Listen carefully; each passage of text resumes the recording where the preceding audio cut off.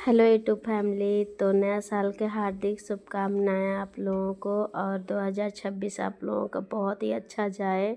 और देखिए मैं छोला चावल बनाई हूँ, तो आज ले जाऊँगी बांटने के लिए।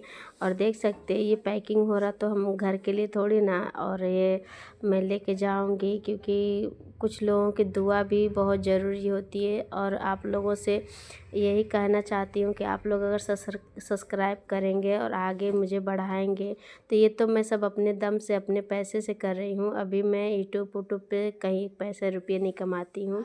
और मैं आप लोगों से यही उम्मीद रखती हूँ कि आप लोग मेरा चैनल को सब्सक्राइब करेंगे। और अच्छा, मैं जब एक दिन इनकम करूँगी ना, तो मैं ज़रूर लोगों की मदद करूँगी। आप लोग सिर्फ सब्सक्राइब करके मदद करिए। और जो लोग मदद नहीं कर पाते बाहर निकल के ना, तो मैं मेरे अंदर बहुत है कि मैं लोगों की बहुत मदद करूं, कपड़े से लेके पैसे से लेके खाना पीना तक। तो मिलते हैं।